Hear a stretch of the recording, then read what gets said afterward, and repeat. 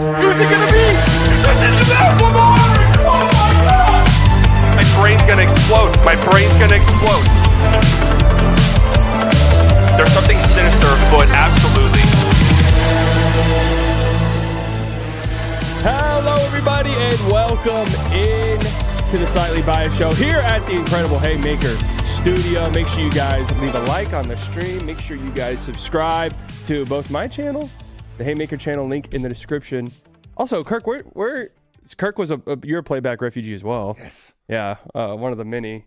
I had Trill Bro Dude. We're all Playback refugees. And I miss just being able to watch games like the easiest way possible on Yeah. my phone. Can't do that anymore. I know. Playback really was. I was actually thinking about that because you could just flip between games, and then you could have all the games queued up. It was great. So you saw all the scores. I could do it while I was at my kids' sports on my phone. Can't do it anymore. I know. I can't believe I'm very sad it went away. I am as well.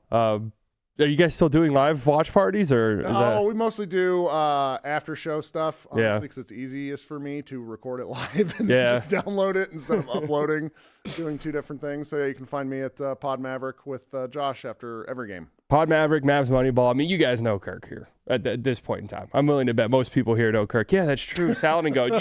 You ever eat at Saladingo? I do eat at Saladingo, and get a job, Kirk. It's a great comment, Drew. Thank you.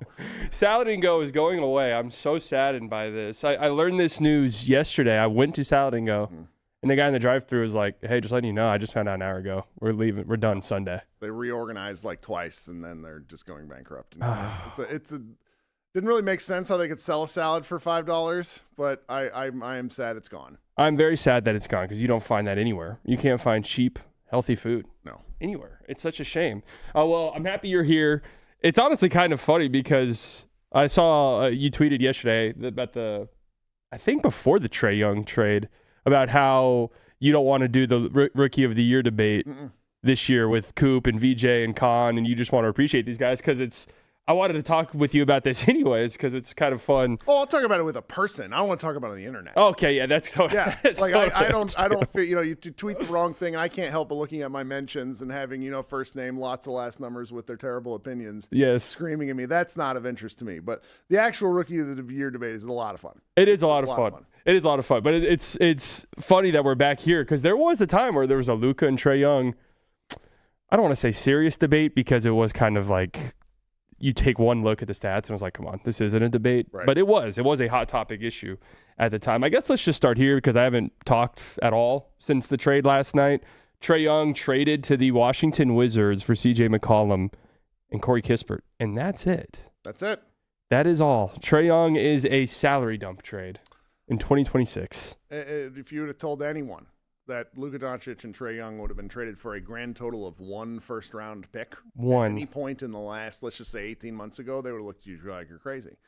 And this trade isn't entirely surprising. Atlanta's needed to pivot for a while. Yeah. I think the max salary slots put teams in predicaments where they're forced to pay people who are almost become sunk costs immediately. Trae in particular. Yeah. They tried to build a team around him the same way that the Mavericks built around Doncic, only it's even worse. I saw a really nice, I don't know who says this on the internet, but I saw a good take that like Trae's just lost a little bit of a step, and you can't be undersized, bad at defense, and slightly losing whatever athleticism separated you. And he's just such a horrid shooter this year. I think this is a great move. And going to DC is particularly hilarious because I think when I saw that he was interested in going there, like he wanted to go to Washington, DC, I lived there for 15 years. That's not a place people go to play basketball.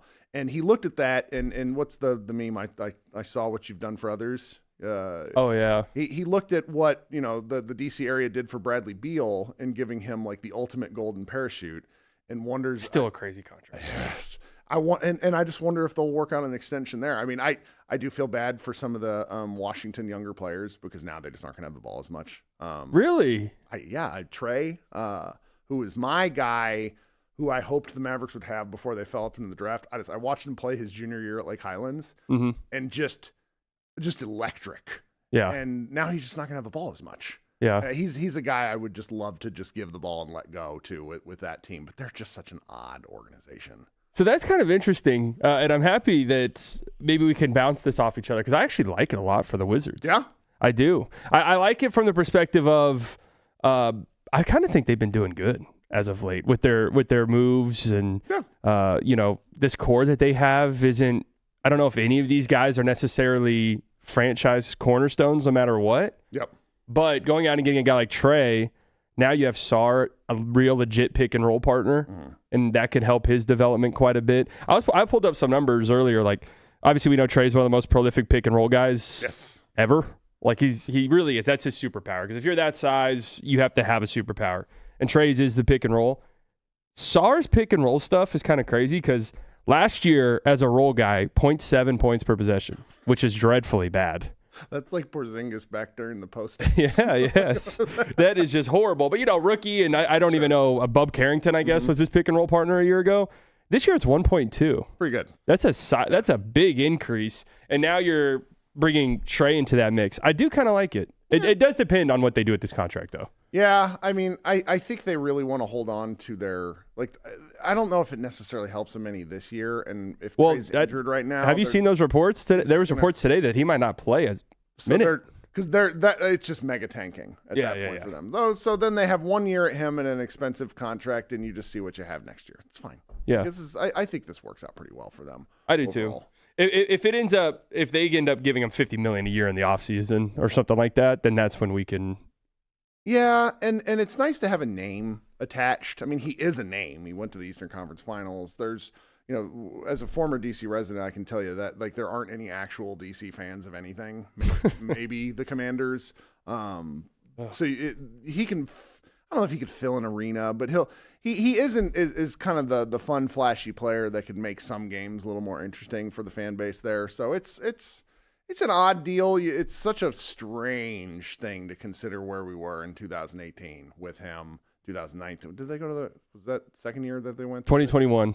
Okay. So it's just quite the fall. Just such an odd situation there. The chat says move the mic closer. Oh, sorry. If the chat's heard me, Lord knows I can talk louder. That's certainly not a problem. Sorry, guys. No, this is why the chat's awesome. Yes. And usually my chat is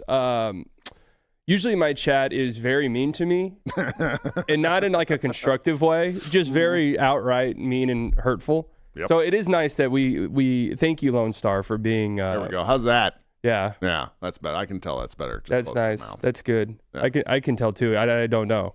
And see, you see how they call me Chiley. Are you aware of what that means? No, tell me. It means chubby. So they're replacing the first. Really rude. I know. That's what I'm saying. And I give them endless entertainment. And what do I get in return? See, when Josh and I first went on video, it was that we definitely got fat shamed. Yeah. And I think it worked. And Josh, nobody knows this. Like, Josh is like 6'8". Josh is an enormous human being. You are also deceptive. I would say deceptively tall, but I've known you're tall. Right, we play. I met you at that basketball tournament last summer, and it's like being on camera it forces you to be like, all right, I can no longer look like death every day. Yeah, that's true. I've lost weight since I started this too. It is kind of like if I'm gonna put my face out there, I might as well take care of myself a little tiny bit. That's right. Get a podcast, guys. You'll lose weight. It's funny because people always say Nick is deceptively tall. Mm-hmm. I guess it's just, do people just assume we're all short? I think so. I've been called deceptively tall. My favorite part about going to NBA Summer League is you find two kinds of basketball writers. The ungodly, huge, like Nate Duncan, enormous man. Tim McMahon. Bailey, yes, Tim McMahon, tall guy. And then you find the guys that Tim would shove in lockers. Yeah. That are all about 5'4" and love basketball, but never really played basketball. So it's very funny. The staff of Mavs Moneyball, everybody that writes for us, except for my guy Jordan, is about 6 foot tall. Yeah. And that's just surprising to people. It's like, well, we like basketball because we played basketball in most circumstances. So I know it is funny. Like there was a couple ones that I got. I remember during the Mavs playoff run, I was at games. You're taller than I thought, and in this one, you're skinnier than I thought. I was like, what the fuck does that mean? I'm skinnier than you thought. Like I'm taking that as an affront. Well, Nick's special because he's just the Texas classic with the bigger the hair, the closer to God. Yeah, and that's him. Yeah, that is true.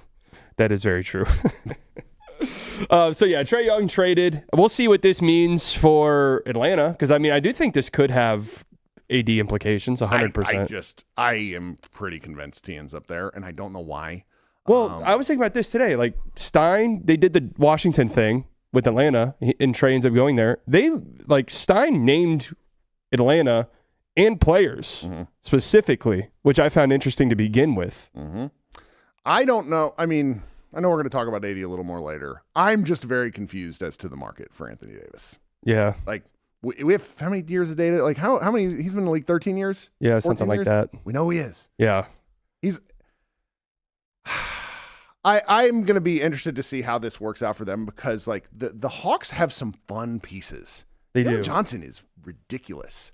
If I played fantasy basketball, he would be the guy that I would just, like, seek out to get just so I could look at his box scores most nights because he has these preposterous lines. Like, he had a 7-7-7 streak that I just, wouldn't have known was a thing, but it's like you occasionally look at his lines and he's like, oh, he's got 14 points, 13 rebounds, and 11 assists and 4 blocks. And it's like, that's not a lot. Like, who's doing this? No, I know. He's taken a gigantic leap. Like Andrei Kirilenko on steroids. Like, it's just, it's a fun to watch. And, you know, the East is so weird. I know.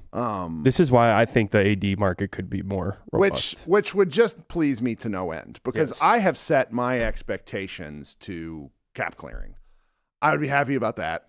And anything more than that, I would be, you know, whoever, if we know that one particular person in the Mavs front office were to pull off a deal and say it's fantastic, it's a first round pick, give that guy the title immediately and just move along from it. Let me tell you my theory. Sure. I think Kidd is the next GM, and I think it's already kind of agreed upon.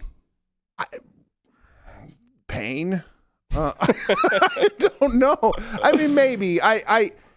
You know, his whole history of power. He's wanted it. It would be fine, but would he be like coach GM? Does he not want to coach anymore? I think it would be. So the reason I say this, and I never even thought about it, I had 3 different people mention it to me in a span of a week, all separately, completely unrelated. Okay. They were just like, hey, Kidd to the GM. I mean, if he saw Nico going to play golf after setting the town on fire, maybe that's appealing. Yeah, maybe. You just do your job. Like, there's not... how much work does a general manager do every day other than shaking hands and kissing babies before games? Apparently, I'm kidding. That's what some do. That's Rob Pelinka. That would be interesting. I don't hate it. I mean, my expectations for what comes next are so low. I mean, my whole thing is like, if it were Riccardi or Finley, sure, why wouldn't they just be elevated already? I don't know. Like, that's this whole deal. The timing of that is so bizarre because it sort of undercuts the Mavs' abilities to make deals. Because one of the things that drove me crazy about the Cuban era is it became very clear, particularly like during COVID, no one knew who was in charge. And I hate that managerial structure. That just isn't like, you have to have a point of contact, someone who is in charge. Matt Riccardi and Michael Finley can both be great at their jobs, but if neither is imbued with like that sole authority, that becomes a problem. So it maybe, you know, over the long term, maybe this won't be great for the Mavericks, but you know, the market for AD, if there is any market, and I think there kind of has to be like the Raptors, the Hawks, him as a closing piece for a team is cool. Yeah. Like he was sort of set up to fail here. 100%. Particularly after Kyrie went down, where it's just like, he was never the guy. Yeah. He's never been the guy. He's a play finisher. It's fine. Yeah. On those teams, if he plays how he's played with the Mavericks, when he is like clearly carrying, like the Sacramento game drove me nuts because he was like, I'm going to destroy these guys, but was just a little sloppy early. Yeah. And then he didn't actually get it together. Fourth quarter, he was fantastic because he stopped doing annoying stuff and rolled to the rim. And if he does the things he's good at, he is fantastic. Like top 3 center in the league for me.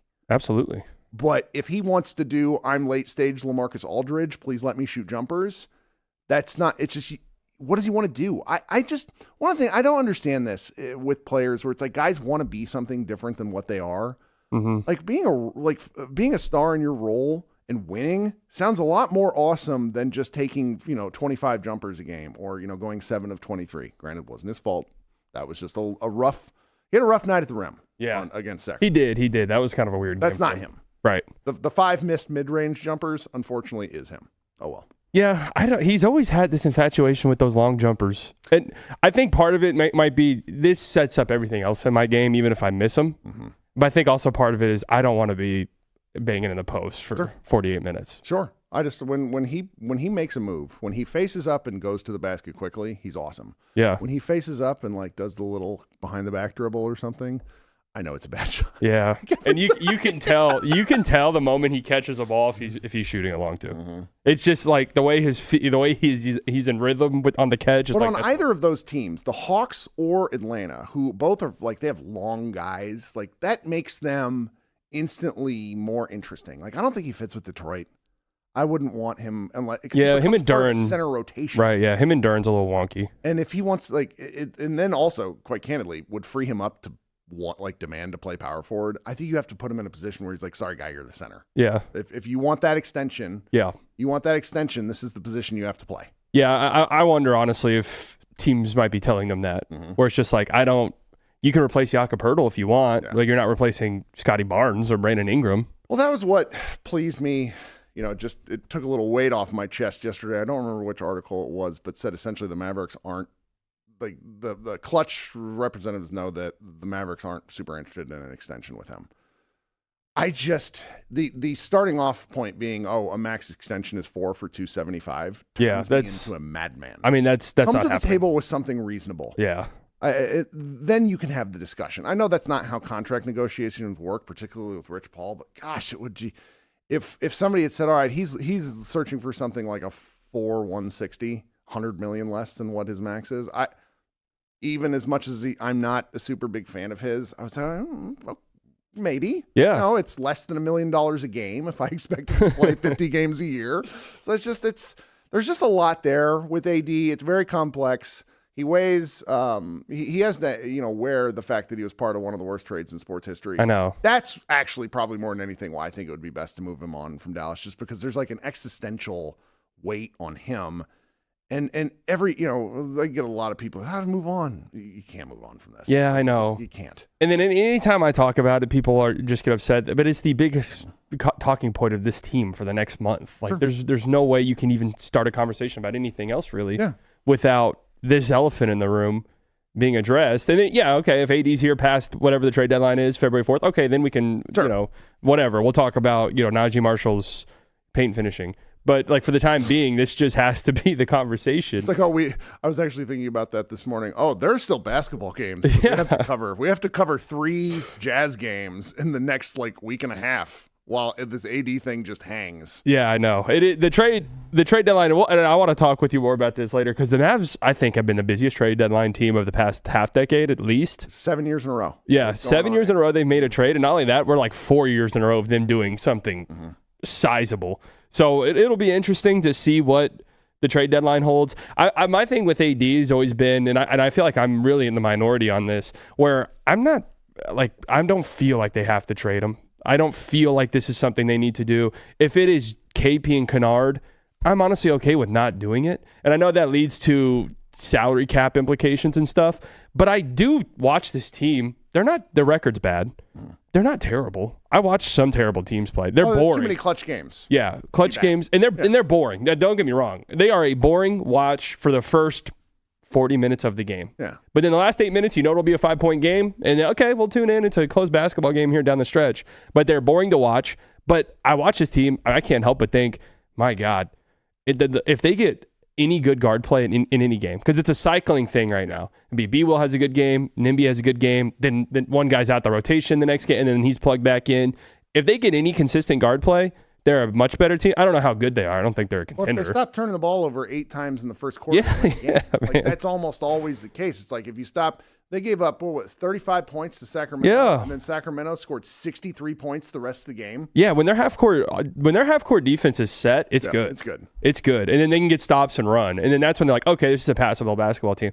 I just think Kyrie is going to, even an 80% Kyrie, is going to unlock so many things for this team. In terms of being a creator for himself, in terms of being a floor spacer. Because you got to think, even the guards the Mavs play, neither of them shoot. No. And Nimby and B-Will, and teams know that. And B-Will hit a big 3 against the Kings, but it's just, and I don't know what's going on with his shot, because his shots aren't his shot looks fine, just doesn't go in. You think? I think his misses are concerning. Like, they're just, the way that they're off. Yeah, it looks good. Like, the release point, I don't hate it. The shot itself looks good. He's such an interesting player, because he is, if he shoots decent from 3, That's why we thought he was going to be really fun on the team. He hit 50% last year or whatever it was. He's a legit rotation player. Yeah. He's a legit rotation guy. So I just think, I'm not team keep AD, like, no matter what. But, yeah, if it would be the end of the world if we got to see Coop, Kyrie, and AD next year. Not really. I don't think that team's going to win, but, like, Well, and this is where, for those of us who have to watch, like, we elect to pain. We sign ourselves up for the pain. You want to watch competitive basketball. Yeah. Like the basketball after AD went down and Kyrie went down from last year on like March was just horrible. Unwatchable. And you want to watch competitive basketball, but I can't help but look at what's ahead. And I don't want the team to tank. I don't think it's good for organizational. Just you don't want to have a losing culture, but I don't want them to get like the 12th pick. Yeah.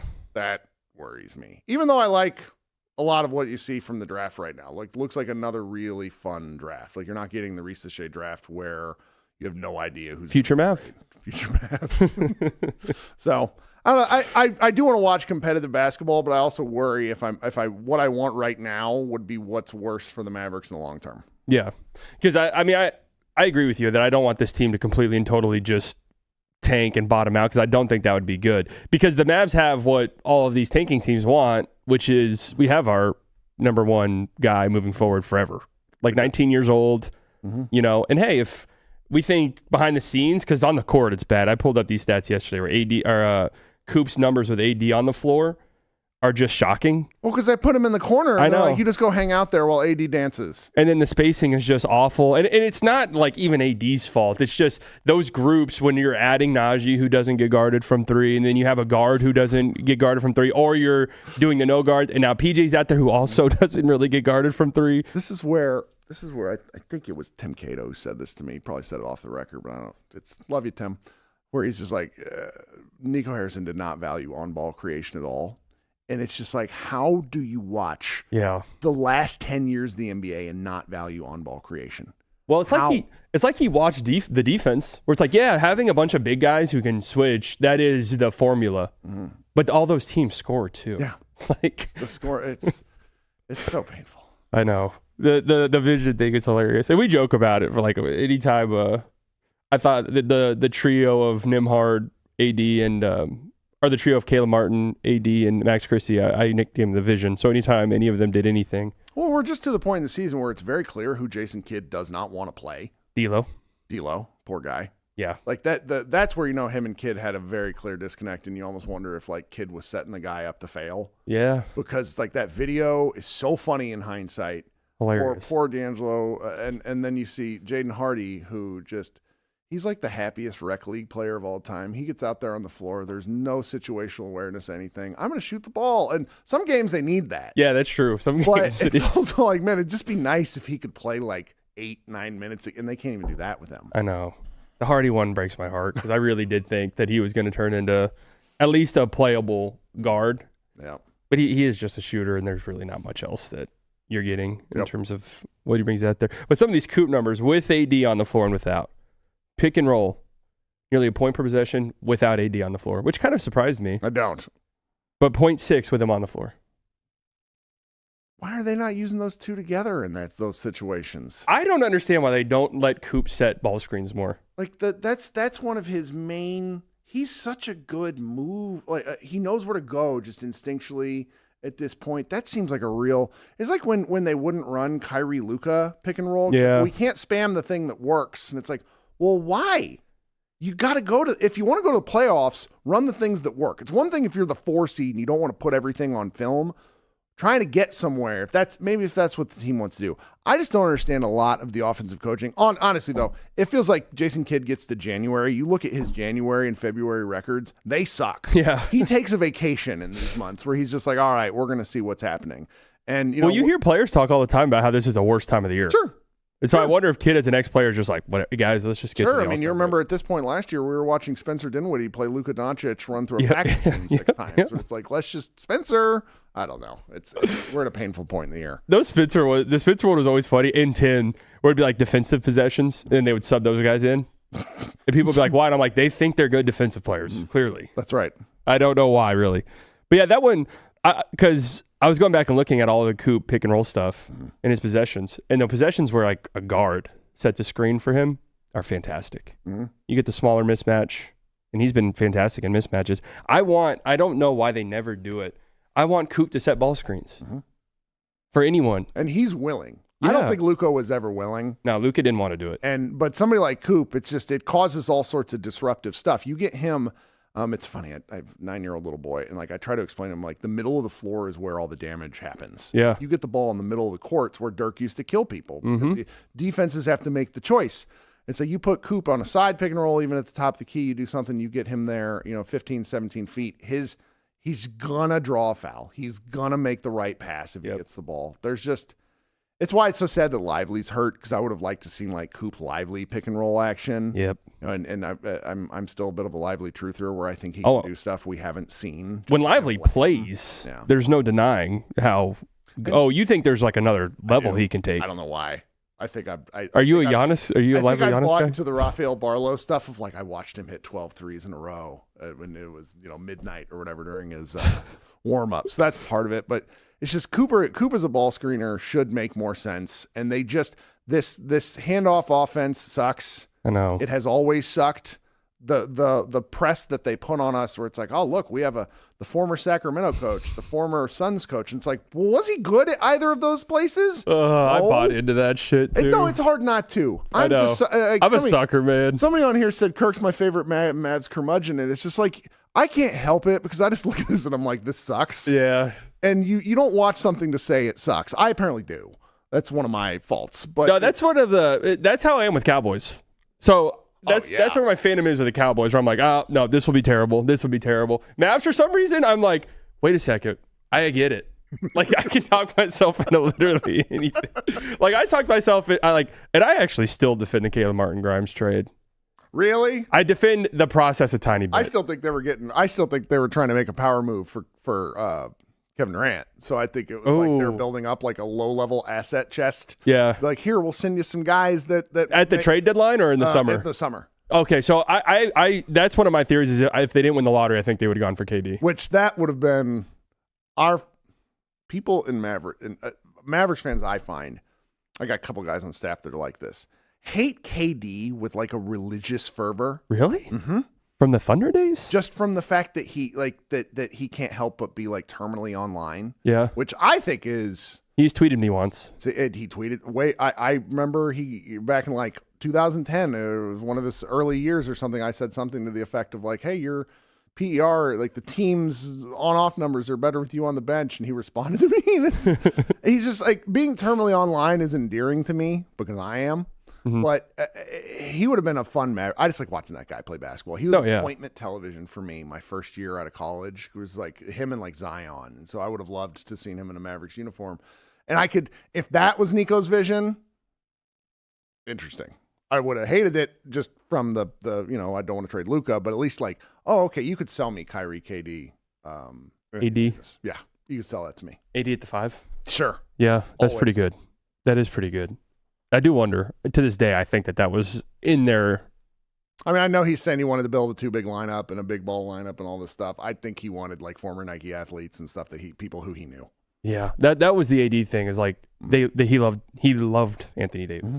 So it's like the value Anthony Davis held to Nico Harrison is not comparable to the value anyone else has for Anthony Davis. Just some other Coop with AD stuff. Isolation possessions with AD off the floor. 1 point per possession for Coop. That's good. That's great. Yeah. I mean, that's good no matter what. For a 19-year-old rookie, 0.45 with AD on. That means he's getting grenades, right? Grenades, and I went back and looked at some of, I mean, the spacing is just, and some of these, and it's like not a huge sample. So some of it is just missed a shot. You go on a stretch where you miss 3 shots, and now your percentages are all completely fucked. But well, the Coop thing, I was trying to think. So I was in on Luka almost a full year before Luka was drafted. Like I watched 10 games of Dennis Smith Jr. and I remember I was very drunk and tweeted something to the effect of like, "Hey, if we get Luka, Dirk's coming back." It's probably my pinned tweet to this day. And that's impressive. Those days I was drinking more than I should have, particularly during Mavs games. And I remember thinking like, I remember arguing with Scan and saying, I think the Mavericks should trade like both picks for this guy. Yeah. Because I was just in on him. Coop, I don't know where the ceiling is, and I don't have an NBA comp for him. Yeah. I truly feel like he could be anything. I agree. And Luka's an all-timer. I don't see why Cooper couldn't be an all-timer. Yeah, why wouldn't So it's like when we talk about these numbers right now, it's so funny to me because it's like one day we're going to look back at some of this stuff and feel that it's like, why did we do some of this? Why did the Mavs coaching staff like screw around in this way and like waste this stuff? Cooper's a Rookie of the Year candidate, and he doesn't get the ball for 2 quarters at a time. I know. It's insane. So, well, or we could look back on it and be like, you know what? The point Coop stuff did end up helping him in the long run. Maybe. I mean, he's so good with the ball in the situation. Like, I think the point Coop stuff speaks more to the spacing than the ability for him to run the point. Like, he can run the point, but it's just there's nobody to pass the ball to. Yeah, the spacing is just so bad. Yeah, and it's not like the point Coop lineups like, all right, now we're going to put 4 shooters around you. The point Coop lineups come when it's like, we have no shooters. Coop, get out there. And good luck. Yeah, it's like AD's going to be standing at the elbow. Gafford's going to be in the dunker spot. That's right. Najee's in the weak side corner, and the guy's helping off him. Take a 17-foot jumper after some like useless passes where everybody stands inside the 3-point line. I don't understand that. That's the like point Coop. I defended it in the summer, and I still will because I was like, yeah, there's lineups where you could do point Coop over the course of a game. When it's just like we feel this flow of the game, we can get a bunch of athletes out there. And that's not what they do. I will be annoyed if in like 5 years the narrative will be, oh, this really helped Coop, and it's like, no, it didn't. He was already good at basketball. Yeah. We didn't need to help him with this sort of stuff. I agree with you about the Coop ceiling. It's hard to find a comp for him because people say Kawhi, and then I watch, and I'm like, I don't see much Kawhi really. And Kawhi is just such an outlier development guy too. I think I see the Kawhi because what if Kawhi played hard all the time? Yeah. Like Kawhi went on that 6-game run where he's like averaging 39 points. And it's like, oh, what if we just gave Cooper the ball like this, and he was like his right thumb wasn't busted, and he could shoot the ball? That's sort of the argument, I guess. It's just the funny part about all this to me remains that I remember I play some video games with like a lot of NBA draft nerds. Yeah, and I remember when Coop's like 15, and they're talking about draft classes far out. And they're saying, all right, this guy's going to be like a next level defensive player. I kind of compare him to like a literal like xenomorph in the Alien movies because he just appears. Yeah. And even then you could see him with these high school games where he just like he's blocking stuff from underneath. He had a block in the Kings game where he was past the far block, came underneath and blocked at the rim. And we don't get to talk about that stuff near enough because the Mavericks aren't very good. Right. And the fact that was what he was going to get drafted for, that sort of stuff. And we don't talk about that sort of stuff now because we're all like, oh, well, what could this guy's offensive ceiling be? Yep. I have no idea. Yeah. Is really fun. It was pretty clear what Luka was going to be in year 1. I never would have predicted the jump into year 2. Like that was insane. Yeah. Like, that's all time. So for Cooper, if let's say Anthony Davis does get traded and he becomes like I don't know, what's his usage right now? It's pretty good. It's like in the mid-20s, I think. What if he bumps that to something hilarious like the Luka usage just because they have to? My thing is I don't think he wants to do that. I don't think he wants that either. I don't think he wants to do that. Like, I 23% is his usage right now. Okay. What if it bumps to like 28? Like, I wonder what it looks like. That's where I'm sort of curious right now. I wonder if he'll ever be a 30 usage guy. I don't think so. The ball, I think because that just involves a lot of isolation. And like, that's not, this. You can go to him to get a bucket, but that's not his best use. It's the play finishing and the his willingness to make the right passes in situations. I mean, that was what was fun in Summer League where he just kept, all right, I'm going to find Nembhard every time I can. Yeah. So it's the inability to project him is probably the most fun element of all this. And like when you're talking Rookie of the Year stuff, it gets kind of under discussed. It's like he just doesn't have the ball for huge sections. He just goes and stands in the corner, and we kind of collectively lose our minds online when you see a bad jumper. But maybe one day there'll be a little bit more usage, and we'll be able to overparse those numbers. It's kind of interesting because there's not a lot of this rookie class doesn't have. Usually you'll get like 1 or 2 rookies who are just on horrible teams, and it's like just do everything for us. Don't really have that this year. No, I've enjoyed everyone. Yeah, same. It's been an unbelievable rookie class. I was really surprised. And you go look at some of these other rookie classes, and it's like the 2018 draft was obviously absurd in ways that we wouldn't have been able to predict, with some guys kind of falling off in different ways. But I really think the draft order might like at least for the top 4 might stay the exact same. Yeah. 40 years into it. I mean, you should make an argument for Khan at number 2.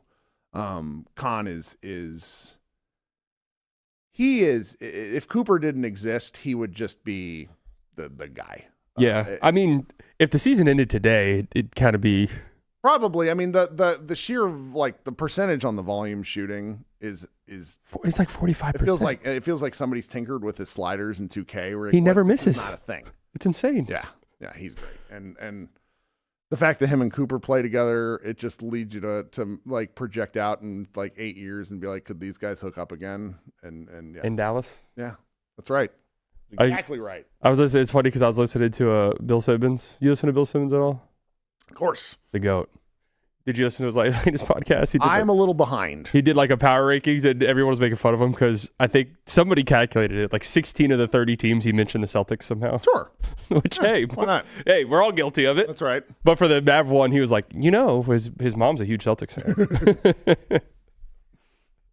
Just something to think about 5 years from now. His mom is a huge Celtics fan. I'm looking at the usage rate leaders.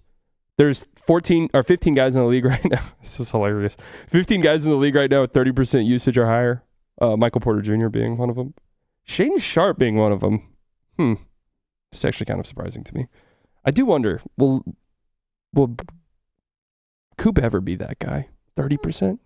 I mean, I bet you could probably get some stretches. Yeah. But if you're building effectively around him, treating him as the offensive hub, I don't necessarily think makes a lot of sense.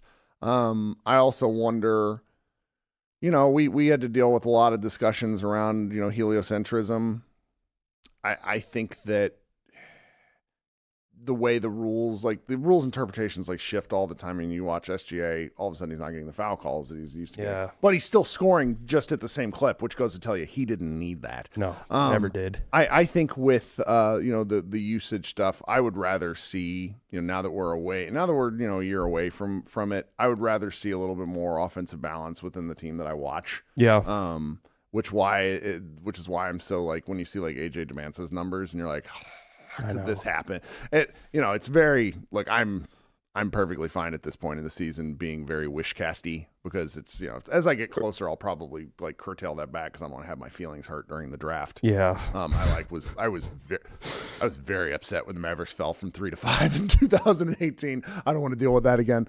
But there's just a lot of sort of how do you build around Coop and the fact that there's not any clear way, what's the best way. That's just a fun point in the fandom arc.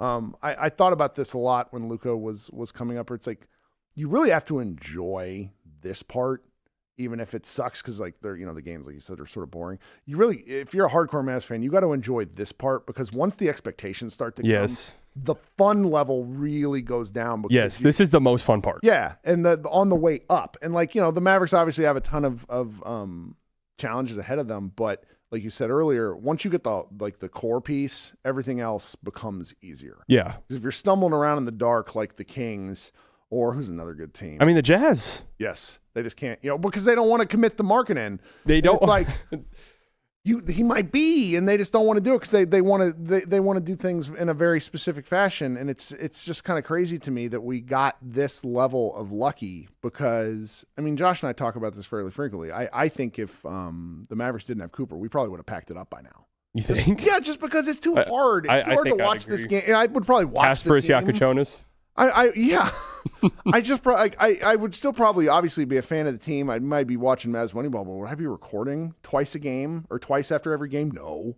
My wife would divorce me. She's like, why are we watching this garbage? And you're talking about it then for 4 hours at a time. No, there are some locked on nights where I'm like, oh man. Yes. No, Nick, the lot Nick's ability to make chicken salad out of chicken shit is masterful. I always tell him it's unbelievable in the summer, especially when it's August and it's all right, we're going to talk about Dennis Smith Jr. today. I'm like, for 30 minutes. Yeah, he'll shoot you something so we need to assign a superhero persona to each Mavericks player. You have 30 seconds to figure this out. Where did you come up with this? That's a great one. That was definitely something he would do. All right, he's a Star Wars guy, so it'd be a big Star Wars character for Mavs players. I mean, I just Coop. There are times where he goes downhill and it's like this looks like LeBron James or Giannis And then there's the Kawhi and then the Tatum, and then he'll have like that play he had a couple nights ago against the Kings where he gets blitzed on the pick and roll and then looks off the help defender and finds Gafford right under the basket. I mean, that's next level. What I want someone to keep track of, if you're listening out there and you're a true sicko, tell me how many former MVPs Cooper Flagg scores on in the clutch. Because so far in my brain, like the one over Giannis. Oh, yeah. Was one of like, holy cow. Absorbs contact midair. That was revelatory where I was like, oh, we're here now. Yeah. We're here now. Like, this is not happening in 2 years. This is right now. And then against the Sacramento Kings, Westbrook was trying to big boy him. Mm-hmm. And he just sort of shrugged him off and scored the lefty and was like, that was a great drive. This was like, I don't watch basketball the way I used to, where I would get like, I remember during like the early 2000s when Dirk was around, I would be so mad at the refs all the time. I spent all my time complaining about the refs. And now I'm just like I don't get really hyped anymore. I don't know, too much. Yeah. Like Cooper does stuff once a game where I like just kind of cackle. Yeah. And that's what's been so surprising is I didn't expect it to be appointment television. Even if it's boring, it's still, you got to watch because you're going to watch something that you'll look back on in 5, 10, 15 years and be like, oh, I was there for this. Yep. And that's pretty cool. 100%. Yeah, I've had people in my chat during games who like, VJ's incredible. He's an unbelievably great rookie. Yep. And there will be times where people in my chat be like, oh, how many times has Luka been out? Or not Luka. Jeez. Whoops. How many times has Coop been outplayed by like a rookie in a game? I'm like, yeah, I don't really give a shit because I've seen Coop outplay like Nikola Jokic down the stretch of a game to beat the Nuggets. Like, I'm cool. I'll take the Jokic, outplaying Jokic down the stretch of a game. That's right. Like, I think Cooper had Edgecombe's number so much in their high school circuit days that they, at a certain point, that guy's like, I need this more. I think I'd have VJ in my number 2 right now. Just really? Like long term. Sure. I love Harper. It's just like a weird rookie year for him, kind of, because of the minute stuff. I love Con, and I wouldn't put a ceiling on Con really either. I think he looks like a Devin Booker 2.0 with how he just, not like an uber athlete or anything, but fantastic relocator, can shoot. Have you seen him in person?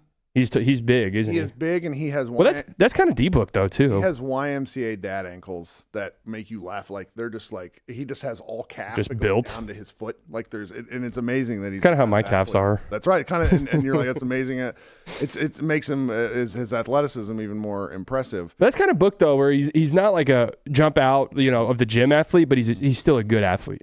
I am with VJ. It's funny because I'm friends with this guy Spike Eskin who does the Rights to Ricky Sanchez podcast. The Sixers fans are psychopaths. All-time great podcast name. Yes.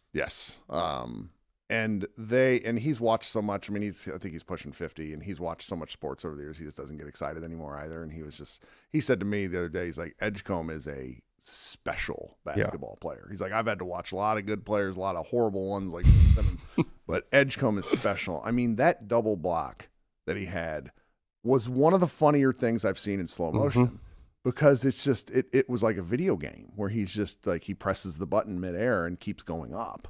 And I briefly forgot he was an American. He's from the Bahamas, where I was like, we're going to get this guy on Team USA in 2032. And someone was like, hey, he's going to be at the Bahamas. Like, that's not a bad team they've got. No, it's good. Ayton? Yeah. Buddy Hield? Buddy Hield. The Thompson twins are Jamaican. They've indicated they would like to play for Team Jamaica. I love that. Yes. But I also miss the days where these guys would get like secondary United States citizenships just so they could play with Team USA. I don't know what it is, but I find myself, and maybe it's just a David Goliath thing. Like it doesn't, Team USA's won so many times. I don't really care.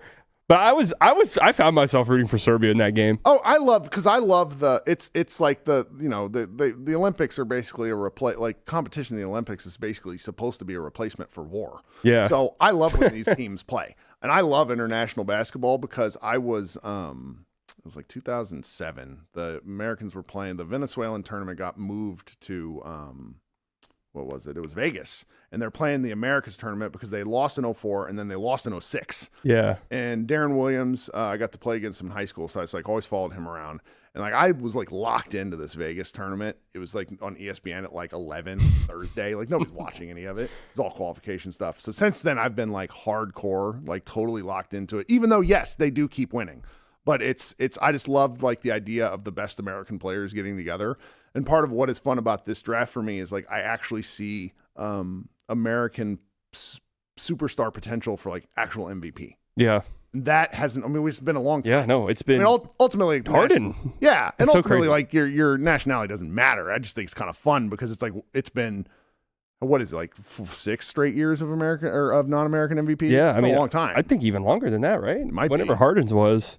Yeah, and so it's fun to see that and be like, oh, I wonder, because I really wouldn't have projected Coop at this level. I was very high on him and I thought that okay, he's going to be really great, but this is just something else. Yeah, the Coop stuff is it's all of the stuff I thought he would struggle with immediately that he's been good at, and that because of that I'm like, okay, I don't know who we're talking about. Kirk, I don't know if the Venezuelan example is the one right now. I mean, they moved the tournament from Venezuela to Las Vegas for the same reason as right now.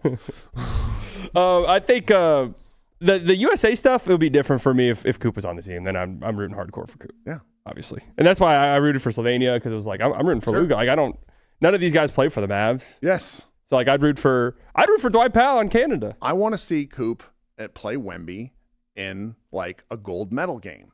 And I think Coop will probably be on the 28 I think he team. might have to be. Yeah. Yeah. That's actually one of Bill Simmons' best takes. Sure. Is that if you're over 30, cut him out. Yeah. Go younger. Go young. Yeah. I love that. Just it's time for these young guys. Well, I wanted to do this because it's a fun little trip down memory lane. I don't know what day the trade deadline's on this year. It's like the 4th, the 5th. Yeah. Okay. So we're less than a month away. We mentioned earlier, the Mavs are always like the busiest team at the trade deadline, or I'd say over the last half decade, they've been the busiest team at the trade deadline. And it's always something sizable. And we'll see. I mean, is JJ Redick sizable? I would say the last like 4 years. Yes. They've all been like pretty franchise altering moves. Yeah. And could very well be on our way to yet another one this year. So let's take a trip down memory lane and look at some of these, huh? I don't remember, so this is going to be fun. Like my old person memory becomes nothing. Well, I remember the JJ one because I thought that was going to be awesome, and then it just didn't happen. That was great.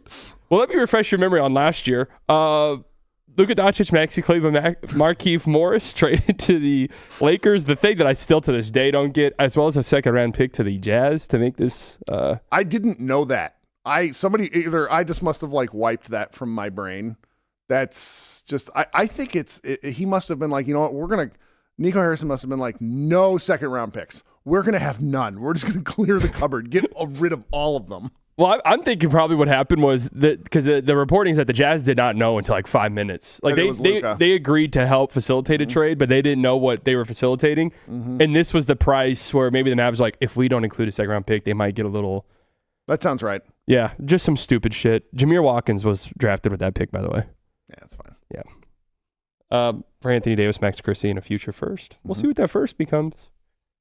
What happens if the Lakers, for whatever reason, are dreadful that year and the Mavs get like a top 3 pick? Does that change the? It's not fair because the NBA changes very quickly, and the Lakers have a historical ability to fail up. Yes, they do. But you look at it right now, and it's just like, I know. I don't see how they get better. I cannot believe that he signed that extension. I would not have done that if I were him. Sure. I mean, what's the point? They also traded Caleb Martin, or traded for Caleb Martin, gave up Quentin Grimes, and what ended up being the 35th pick in the draft. Yeah, not great. Ended up being Janai Broom, who looks like one of the worst players in the league. So it's not like the Sixers drafted someone, but you could have drafted. Like my age. Yeah, I know. He is like in his mid-20s. Yeah, I mean, not a good trade in hindsight, obviously. And at the time, I was like literally the only person who's like, this might work. And yeah, well, I got it. I just it's what that trade reminds everyone of, and currently his problem up there getting a new deal in Philadelphia is that I hope that the NBA purges restricted free agency. Yeah. I think it's like, I mean, look at PJ Washington. He's on a completely different payment contract schedule than everybody else because he was restricted and then waited until August. Yeah. And, I sort of think that if he were able to be traded right now, he'd probably be the most valuable Maverick to be traded because his deal's fantastic. He might be the best realistic trade piece in the league. Yeah. I mean, and it screws everything up, and it all for what? So it's like teams get a chance to hold on to guys. If you can't come to a deal or agree with somebody by their third year and they want to leave after their fourth, that's your fault for not being able to look ahead and see like, you shouldn't hurt players for that sort of thing. Anyway, I do kind of get the logic behind it though, because the way this league is, but I think you already have we can pay you $50-100 million more than any other team, which that should never count against the cap. That's the dumbest thing. That would be a nice thing to sort of counterbalance where it because the salary cap's just so punitive right now, and you want it to be fun, and like it really feels like the league just is like twisting itself in a knot to where it's like eventually we're gonna have a really boring time. They're gonna fix this at some point because it is an entertainment driven league. Side rant. And people love. I mean, you've probably noticed this with numbers. People love trades and free agency. I should talk about it more, but I'm just like, I'm bad at it. And I don't like, I've yet to convince homie Dalton Trigg to come back to Mavs Moneyball because he's the person who's like sitting there like, well, it's just, I'm bad at it. But it's the thing people are most interested in. Oh yeah. People love, I mean, there are people who probably do not watch and are just like, I'm kind of like that with baseball. I don't watch. And then every offseason I'm like, oh, he got traded. That sounds fun. I will watch 0 at-bats of that guy. Right. But I'm interested in the fact that he got traded. 2024, much different trade deadline vibe. Sure. What's 2023? Yeah, we can just skip through the ones. Mavs get Gafford for Rashawn Holmes, and then they give up a 2028 pick swap. Just a great series of moves after somehow seeking out Kyle Kuzma. Yeah, I know. Huge bailout. Well, Kyle Kuzma is one of these guys, and I mentioned this about AD. Like, I think the league views him differently than we do. Sure. I just think teams see his size, and big guy, and he's important for them. Well, he's also playing not bad right now. So it makes you wonder. It's like, okay, is this guy was he just in Washington and needed to completely rub the stank off him for a year? Probably. I think so. I can't believe he didn't want to be traded here. It's like, I'm going to stay in Washington. But that ended up working out because Washington has been so much better than I ever could have wished for. And I've enjoyed Gafford. I know Gafford is very polarizing, but if you watch the Mavericks, like you go look at the 1999 to 2004 Dallas Mavericks centers, and you'll understand why I like Daniel Gafford. Oh, yeah. Gafford would have been 35 minutes a game in 2016. I mean, I rooted for Evan Eschmeyer. Like the Gafford is these guys are useful. And Gafford will probably get traded at some point for something fairly reasonable. Maybe not what we expect, but he is a replacement level starter. I think maybe fringe starter bench guy, but he can give you 24 minutes a game. Certain teams. It's fine. Yeah, for sure. Like I think the Celtics would love to have Daniel Gafford on their team in their contending. So, 2028 first round pick swap to the Thunder. So there you go. That's a fun one. That's a fun one to think about. And the PJ Washington trade, which was 2027 first. Stings now, but didn't sting at the time really. Top 2 protected. Yeah. So you never know. There's a chance that could stay here. Yeah. Grant Williams, honestly forget he's on. Anytime I see this trade, I'm like, I forgot Grant Williams was here. Yeah. And I thought that was going to be a match made in heaven. I was very excited, and people thought I named my second child after Grant Williams. That was very fun. I was like, nope, that didn't happen. It just happened to coincide. That is hilarious. I just love Grant Williams, man. Huge Grant Williams fan. It's Seth Curry gone for the third time? Was that the third time he'd been traded? 2023 trade deadline was Kyrie. Just one of the most crow-eating developments of my time doing this. Didn't want him.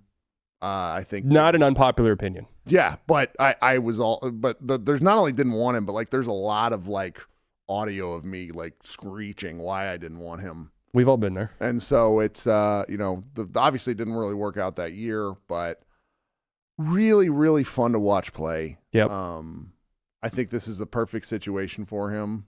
People keep asking, I've had some non-Mavericks fans ask, why aren't the Mavericks even considering trading him? And I'm like, he's a $40 million a year vibe. They love him. They love him. Like they love him. You ask anybody who's even connected to the team, it's like they adore Kyrie Irving. And his every move isn't scrutinized here. I think that in the long term, it's really cool having Kyrie Irving as a Maverick.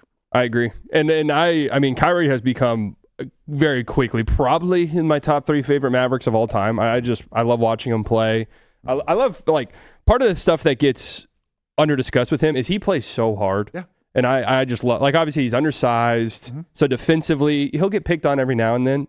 And when you get longer and play high level teams. they're going to hunt you. And it doesn't matter if you compete defensively. Like, that's just the way it goes. But, I mean, we joke around sometimes. We call Kyrie our power forward because it's like he'll go up in the trees for a rebound. He's fearless. And one of the things I think, the undersized, I do think it's discussed properly. But if you were to go see him in person, it's unreal. It gives you a different feel for the undersizedness where it's just like he's out there like weighing as much as like Darren Sproles, and just the fact that he doesn't get hurt more with how his sort of relentless he is at the rim, is surprising. I was just overall great trade. And ended up being probably for a value pick one of the best trades the Mavericks have had in the last 10 years. Easily, for sure. Spencer Dinwiddie, Dodo, 2 second-round picks and a 2029 first. I mean, you would make that trade every single day of the week again. There's no way you would never do that trade again. 2022, KP. That was the selling KP at his lowest and getting Spencer Dinwiddie. Dinwiddie, Davis Bertans, KP, and then also the Mavs gave up a second-round pick in this trade as well. That was I just remember kind of thinking the same way about how I feel about AD right now, where it's just like, you got to move because I don't think he's ever going to be the same again. And then, of course, he turns around. He was great in his role for the Celtics. But I think probably the seventh guy there. Probably the right move at the time for the Mavericks. Yeah, they had to do this. I remember the Davis Bertans inclusion had me a little bit like, what the fuck just happened? Mm-hmm. But also, I was so ready to be done with KP. Like, that had reached a tipping point. It was like, we just need to move on from this whole thing. He doesn't play. When he's playing, probably 80% of the time he's playing, he's coming back from something. Well, and then the Mavericks ended up having, like, that was when they changed their defensive identity and started running, like, a blitz scheme where Dwight Powell was just everywhere, is what I remember. Sneaky, and they somehow used him as the starting center to get to the Western Conference Finals, as Wupo points out. Always underappreciated. Yeah, that was a really fun year. That was. I enjoyed that one a lot. So the 2024 was a different one because I was like, we could win the finals. Yeah. The 2022 one was like, this is some Disney Channel. Mm-hmm. Like, this team has no chance. And I knew it at the time that they were going to get stomped by the Warriors. Of course, I picked them to win, but it was just like, there's no way this team is beating Golden State. The way they lost to the Warriors was particularly painful because that was when, who was their center? He got traded. He's not on there anymore. I mean, I remember Jordan Poole absolutely. Kevon Looney just destroyed the Mavs. Reaching over Powell and being like, nope, my ball. I have 7'4" arms. Destroyed them. That was the painful way to lose to them. Obliterated them. Mm-hmm. And then Jordan Poole went crazy. Yes. Wiggins. Yes. Yeah, that was a good team. Wiggins. I thought he could have won the conference finals. He was so good. He was fantastic. Unreal. So that was the only trade the Mavs made then. But that's, good trade. A big move. Now we get to the fun. This one. So this one was funny because of the offseason. It was the dogs are on the way. They traded for Josh Richardson and James Johnson. Yes. The infamous the dogs are coming. I enjoyed that one. Well, kind of funny because they did need a little bit of that identity. Yeah. They didn't have that at all. That was 2020 in season. No, that was before the season in like November because that was after the bubble. Okay. So the offseason was like in Thanksgiving. Mm-hmm. And then during the season, they traded away James Johnson. Goodbye, Wes Iwundu. I just remember articles everyone trying to talk themselves. Hey, he could maybe. And it's like, no. Wes Iwundu, man. That's a blast from the past. Honestly, that's a name I would never have said. And then I see it, I'm like, oh yeah, that's right. If you have a Wes Iwundu jersey, show yourself. Yes, please. I would love to see that actually. For JJ Redick and Nikola Melli. And Melli, what a player! Yeah. Redick was just his body was broken at that point, but Melli was a terrible fun watch. Like he'd have a couple threes. You're like, oh my god, if he hits threes, supreme confidence. I can't believe we had in a series of years they gave Luka, Nico Melli, and then the Latvian Laser. Yeah, what was going on? So we talked about a lot of good trades, and that was. Yep.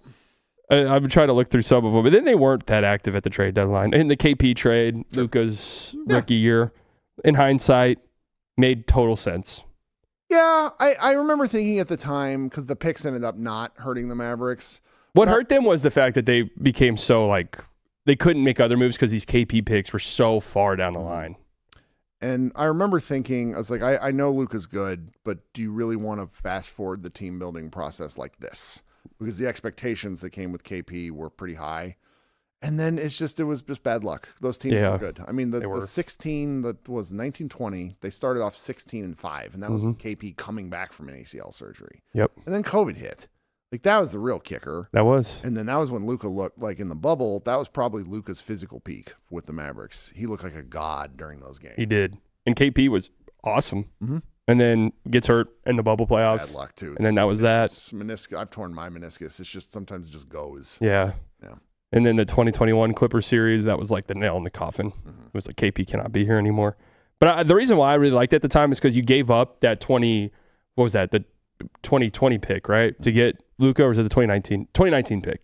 It ended up becoming Cam Reddish. So it didn't hurt. But I liked it because it was like, well, we can't really bottom out or tank anyways. Mm-hmm. So be aggressive, get a young guy. KP was 23 at the time? Yeah. Young. And he wasn't, and he had listed a bunch of teams he's interested in going to, and the Mavericks weren't one of them. Yeah, well, we took the chance and then paid him handsomely. Mm-hmm.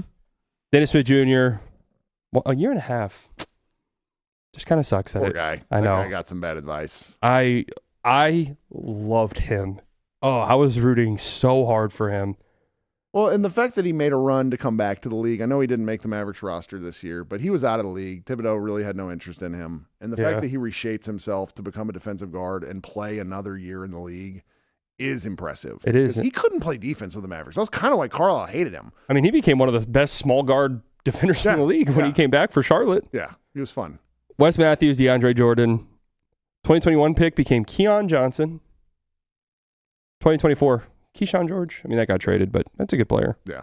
But, you never know what's going to happen in the draft. Right. And that was some of the last big ones. And then they really went a long time without making an in-season trade unless this website's wrong. This website is wrong. That's okay. Well, yeah. Just fun to relive the recent It's also ones. 2020. It's also 2026 now. So when you say 7 or 8 straight years, it really only goes back to 2018. Yeah, I know. Isn't that crazy? 8 years. Mm-hmm.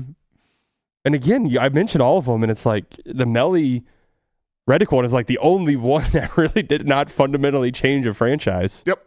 So we'll see. We'll see what happens in the next month. Completely different group operating things here. Actually, we have no clue. That's right. We have absolutely no. We have no idea who's doing what. I mean, Cuban could be back in there, and we're back to square one. Which, for content's sake, would be great. That would be hilarious. For my soul and psyche, would be horrible. Would Cuban be named the GM not just be hilarious? I just would die. That would be so funny. Mark and I are on better terms than we've been in a while, but like I just don't want Mark being the booster of a team versus the decision maker for a team is just a different situation. I don't want that anymore. Yeah, I'm just. Owners should never have personnel say. They just shouldn't. Because reality, like, what do you know? Mm-hmm. You know? I mean, there's some wild stuff over the years. I love how Matt Ishbia's because the Suns are good now, that they're like, yeah, Matt Ishbia's done a great job. It's like, that franchise is fucked. Yeah, all they had, like, the difference that the reason why the Suns are better this year is because they're playing the guys who are good. Yeah. It's like last year they just didn't play some of their good players. And they try on defense. Reasons. Yeah. It's actually insane. People learn this every year.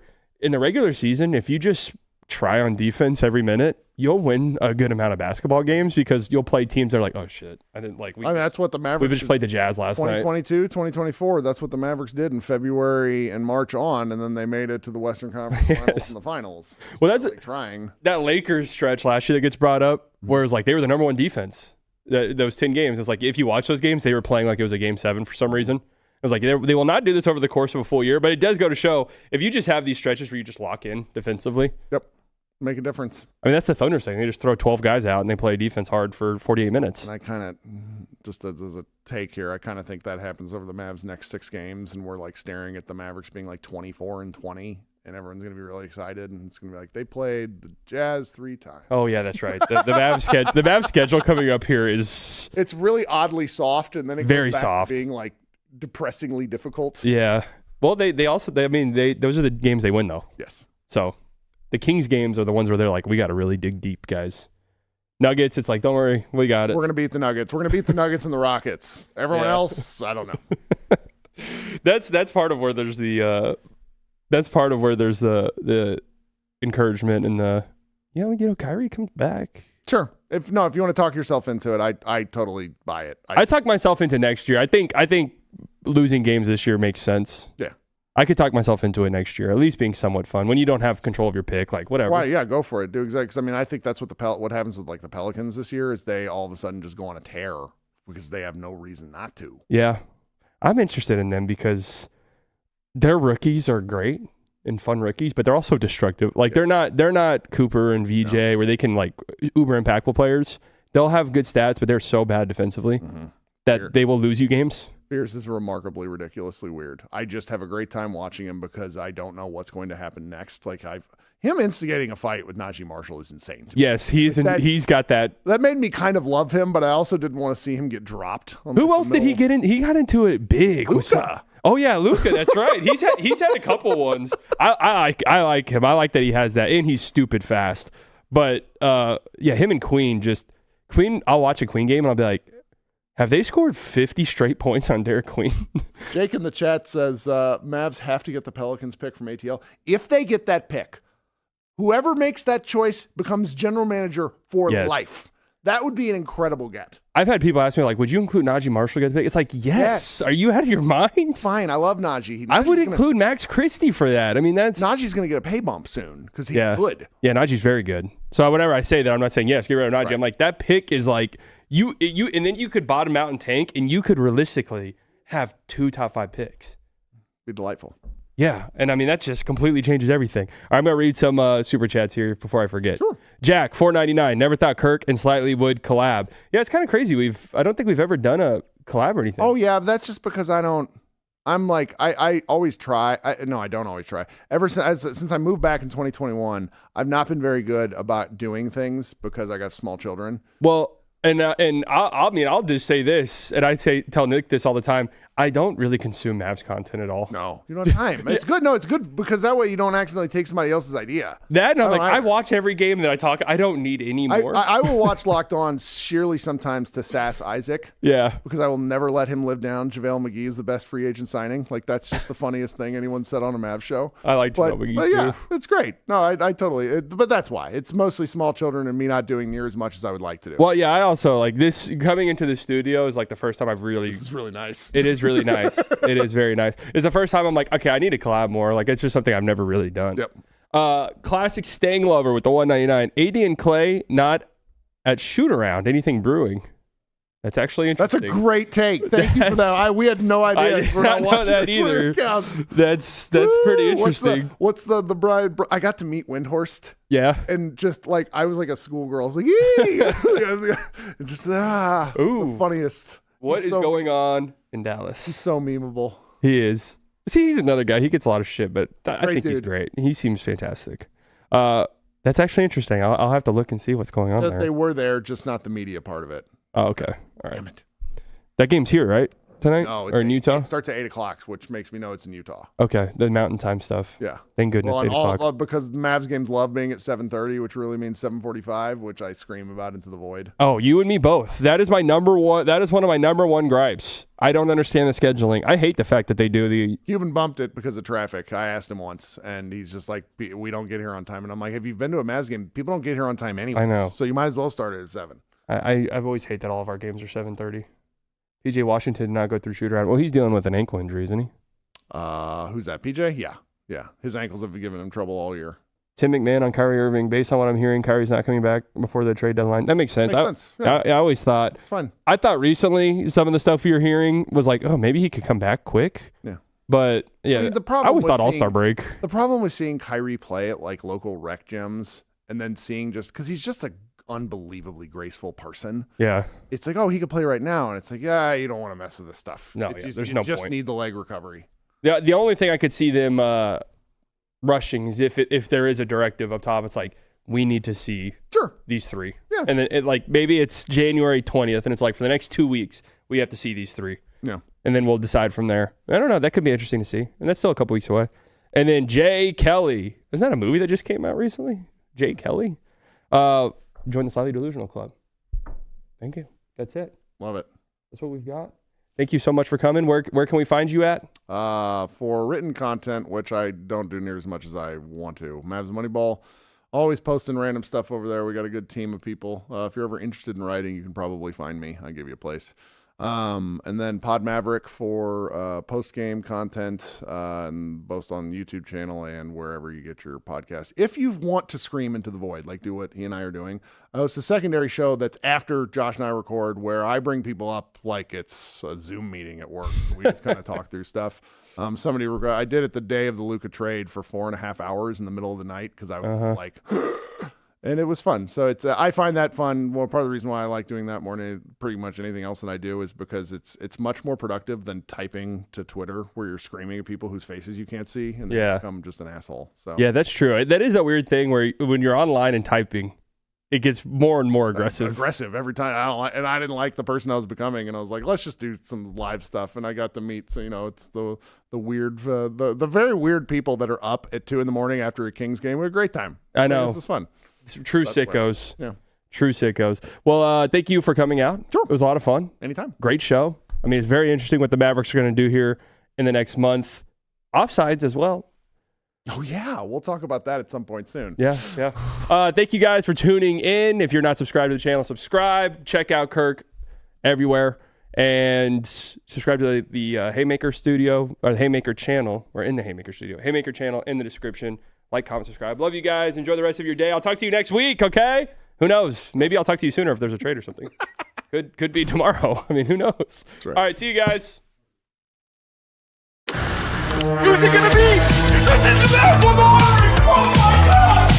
My brain's gonna explode. There's something sinister afoot, absolutely.